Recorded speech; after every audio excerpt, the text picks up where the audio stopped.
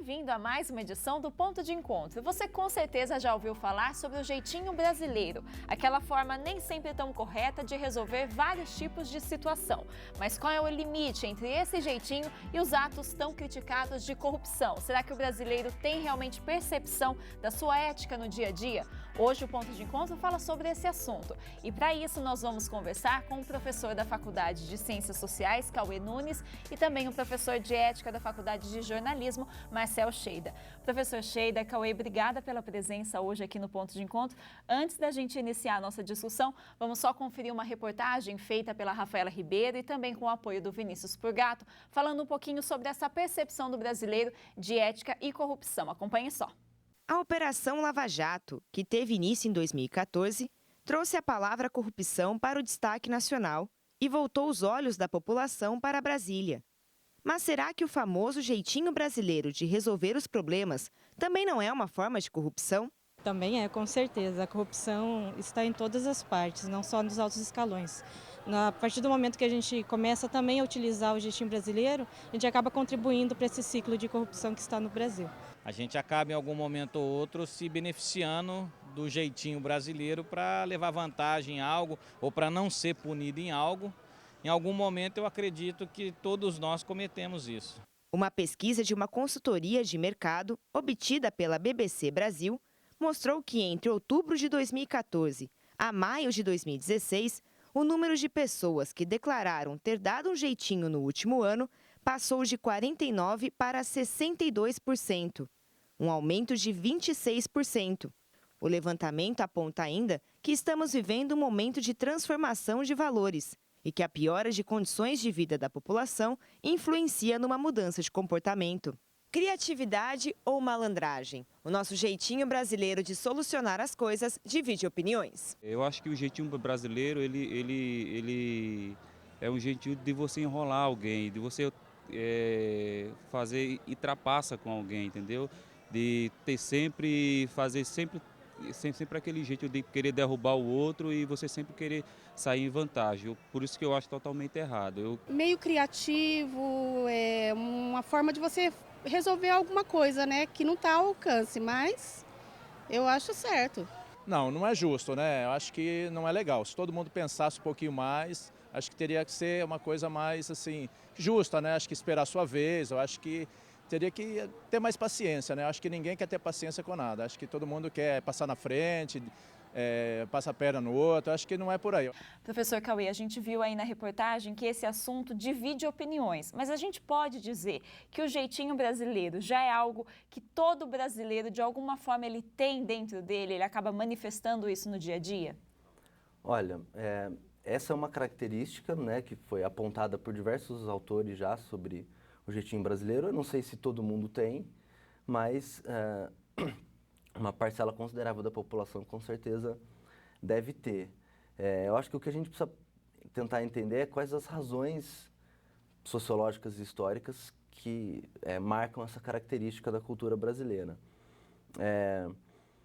Tem um antropólogo chamado Roberto da Mata, que eu acho que tem uma explicação bastante interessante, em que ele vai dizer que a sociedade brasileira é uma sociedade muito hierarquizada, em que isso por conta da nossa origem como um país escravocrata, né, em que todo mundo sabia qual é o seu lugar, né, ou seja, os lugares sociais são muito marcados, muito definidos, e que isso faz com que a população tenha que saber lidar com isso.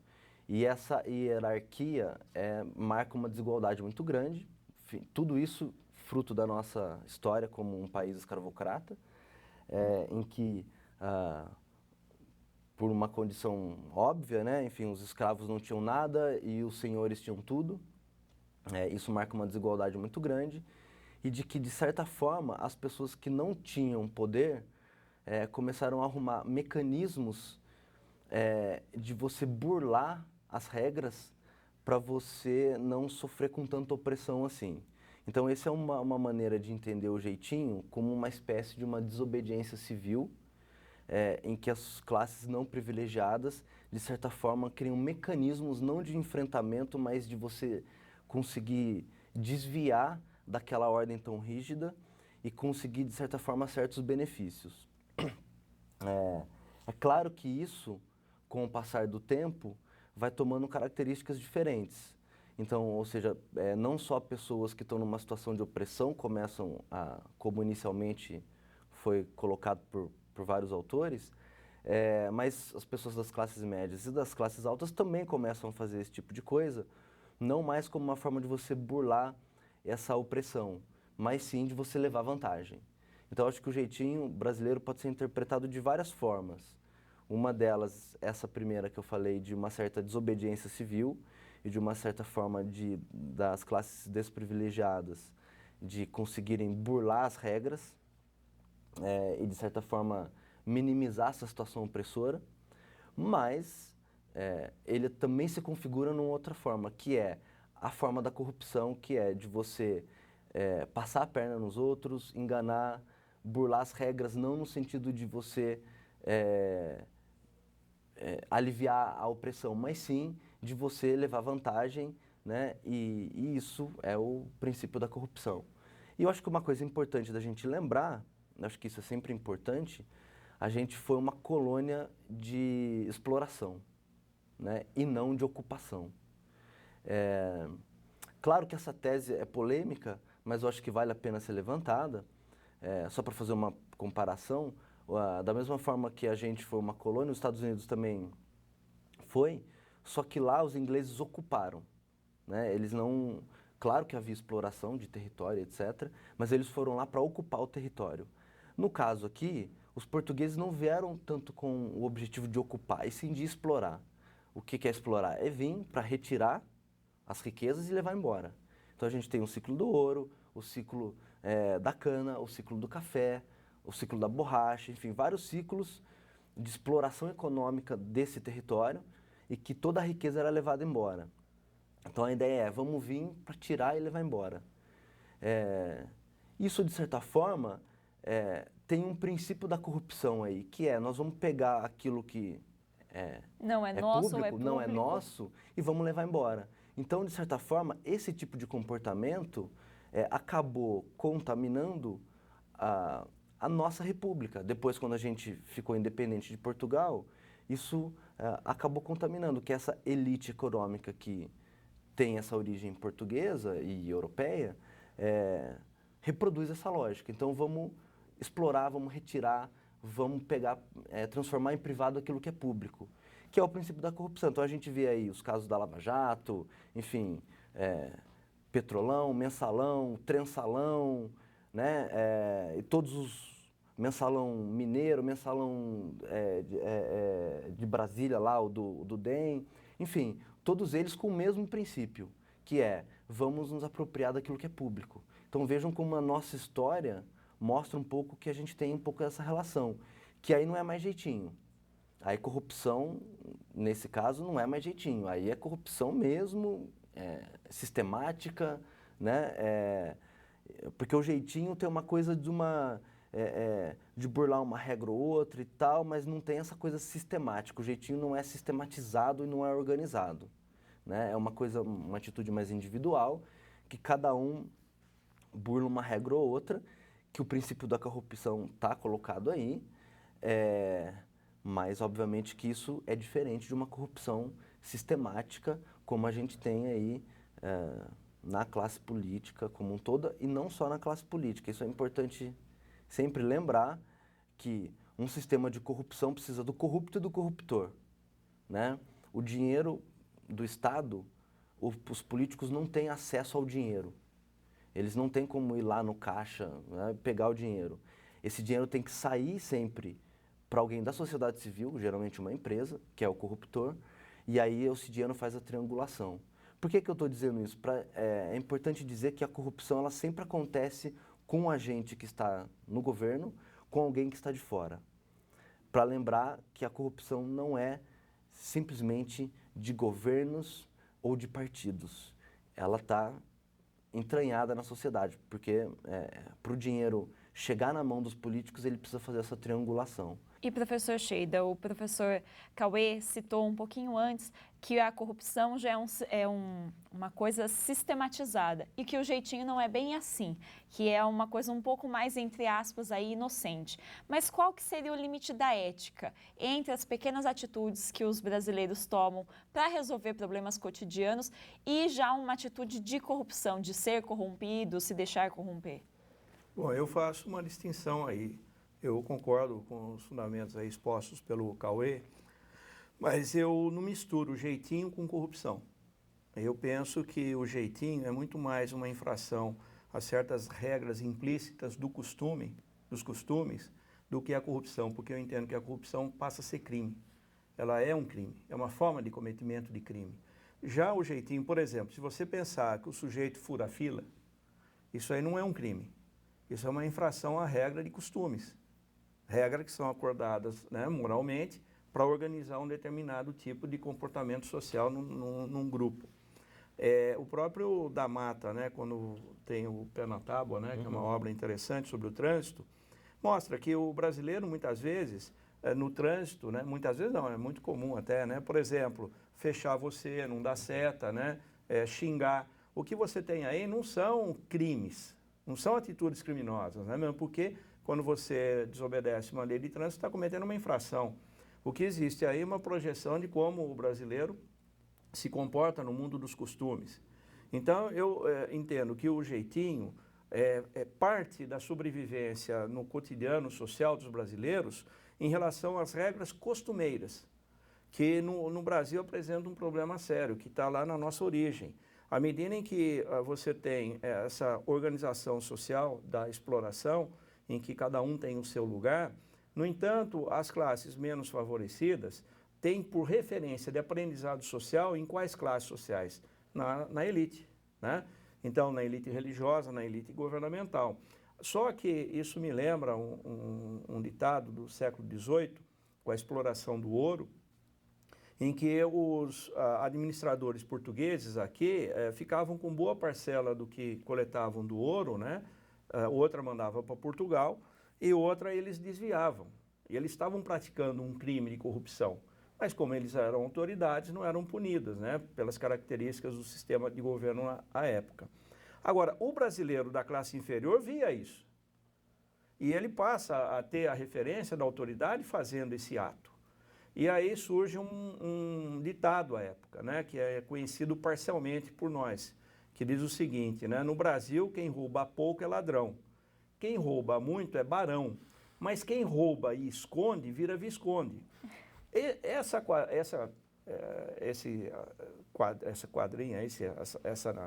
Esse ditado, no meu modo de ver, sintetiza bem o que é esse aprendizado. O que o brasileiro passa a fazer nas classes inferiores? Ele passa a ter por referência o ato da corrupção, que é criminoso, para desenvolver um processo de sobrevivência no cotidiano. E é esse que vai ser o jeitinho. Se nós pensarmos o que é a corrupção como crime, nós vamos encontrar a corrupção principalmente na elite. Agora, o jeitinho brasileiro se dá nas classes inferiores. Nas classes de menor poder aquisitivo, quando não é um jeitinho, é o crime propriamente. Então, é o roubo, o assalto, o furto. Então, o jeitinho, no meu modo de entender, não tem a mesma dimensão do ato de corrupção, que no meu modo de entender é o crime, né? Quando desvia dinheiro público, quando o funcionário público pratica extorsão, que é muito comum no Brasil e não é de hoje, né? Então, isso nos revela o seguinte, o jeitinho é um modo de sobrevivência em relação aos costumes de uma sociedade que, principalmente nos últimos tempos, está criando o processo, o fenômeno da ascensão social. Se você pensar que a nossa sociedade, até meados do século XX, era muito estratificada, e de meados do século XX para cá, com a industrialização, com a ascensão social, né, das classes operárias trabalhadoras, você vai começar a encontrar uma mescla. Então, você vai encontrar que aquele universo do jeitinho, hoje está convergindo para o universo da corrupção. Então, pessoas que ascendem da classe C e D para uma elitização, e aí você encontra um processo de integração da corrupção com o jeitinho. Mas ainda eu separo nesse aspecto aí. E é claro que existe um componente, toda a sociedade em informação se defronta com esse problema. Nós não somos uma sociedade pronta ainda, principalmente por sermos uma sociedade muito estratificada ao longo da história, uma sociedade muito hierarquizada e autoritária.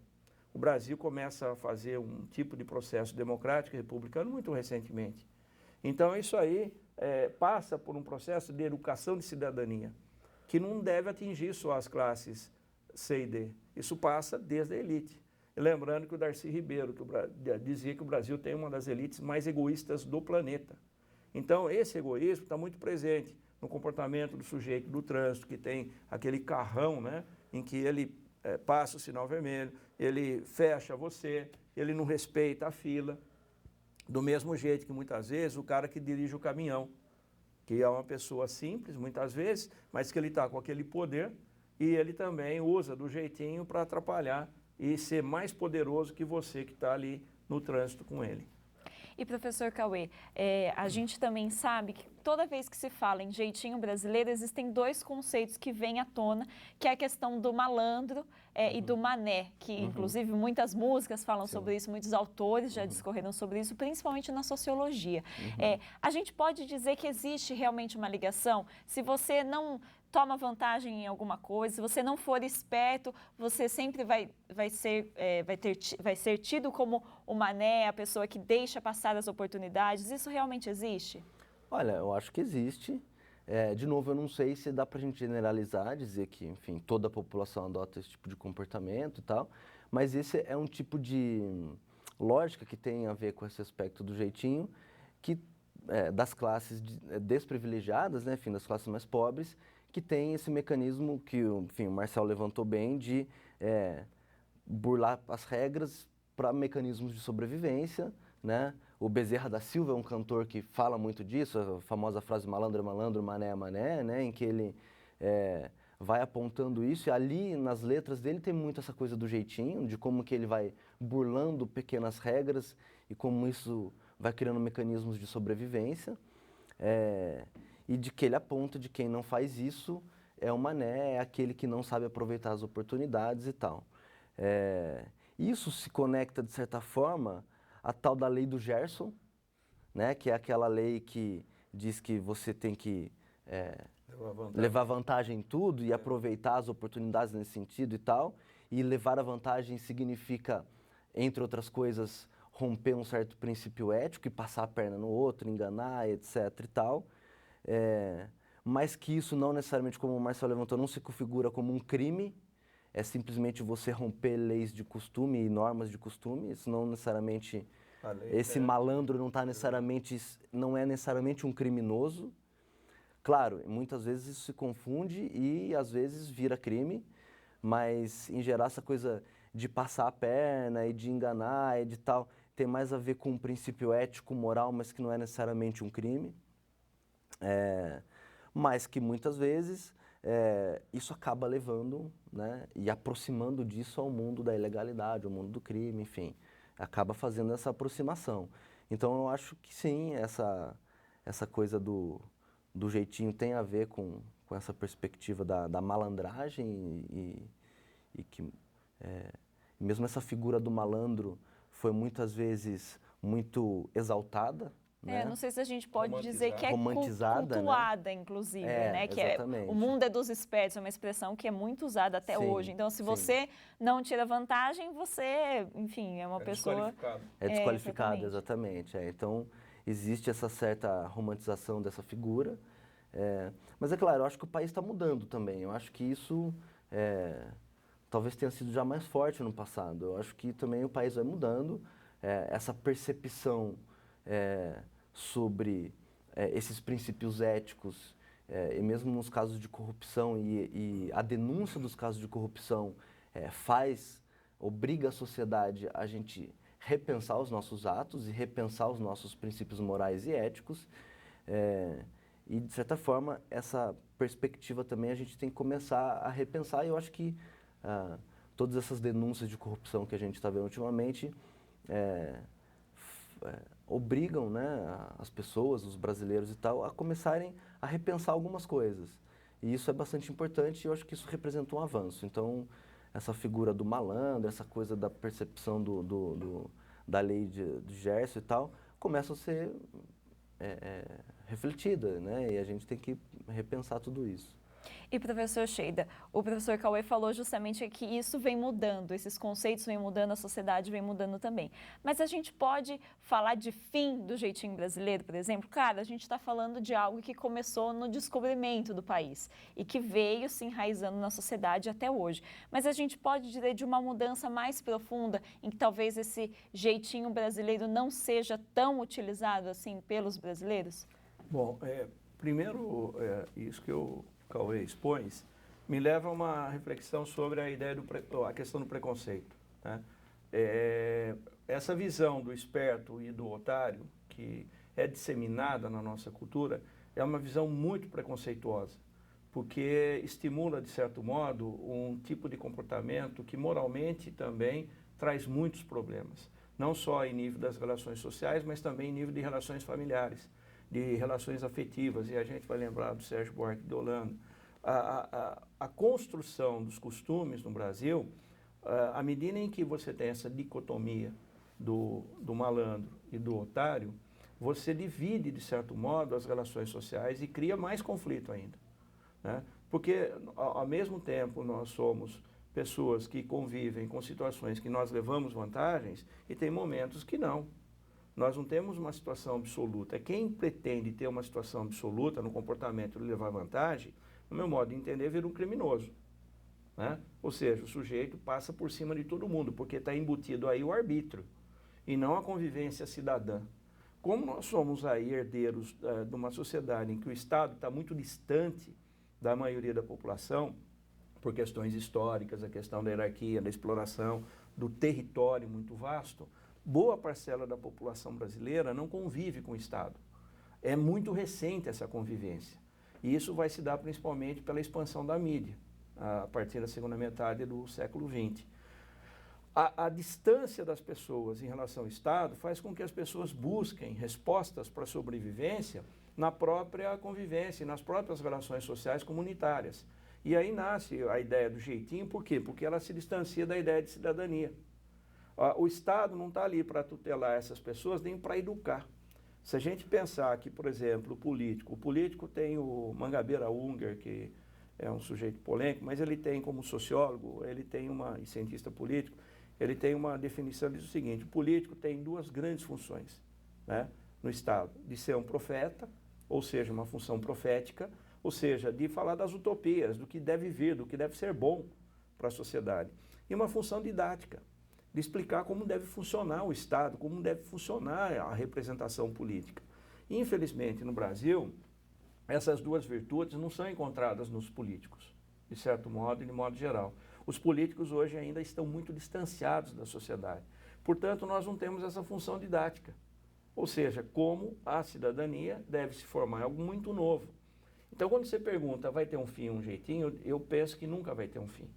Porque o jeitinho, volto a refletir sobre esse aspecto, ele é uma forma de sobrevivência em relação aos costumes. E isso está impregnado da classe A até as classes mais desprivilegiadas aí. Um exemplo que eu tenho, nos últimos tempos, em razão do problema da criminalidade, a elite brasileira, moradora de áreas de maior poder aquisitivo, começaram a criar aqueles bolsões de segurança. Elas começaram a criar, independentemente da lei, fechando o espaço público. Aquele foi um modo de jeitinho. Esse jeitinho, no entanto, tomou uma certa proporção e eu entendo que é uma resposta dessa elite um pouco egoísta, porque parece que todo mundo está querendo, dessa elite, fechar-se em bairros, como se elas fossem isoladas do país e da sociedade brasileira, né? E aí, o que ela faz? Como ela tem mais acesso ao político, e o político também mora ali, né, que é mais privilegiado, transformou isso aí em lei e passou a legitimar esse tipo de bolsão. Agora, você não vê a mesma coisa nas residências, por exemplo, de classes mais inferiores, principalmente nas favelas, o Estado intervindo para dar uma melhor condição de segurança também para essas áreas aí, né, que são bastante alvo da insegurança e da criminalidade. Quando o Estado intervém, o que ele faz? Ele cria as UPPs, como no Rio de Janeiro, ele bota a polícia lá.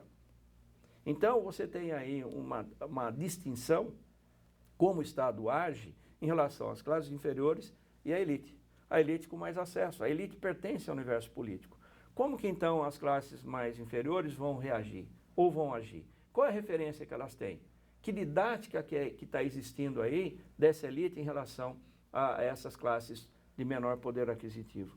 Então, eu vejo que, primeiro, o jeitinho brasileiro está presente, ele não vai desaparecer, ele sempre vai estar aí como uma forma de você enfrentar e dar respostas a certas regras de costumes, né? Mas que não deve ser confundido com corrupção, né? A corrupção é o crime mesmo, é quando você infringe a lei deliberadamente para obter vantagens. O problema do preconceito está muito presente porque ainda o Brasil é preconceituoso em relação às classes sociais.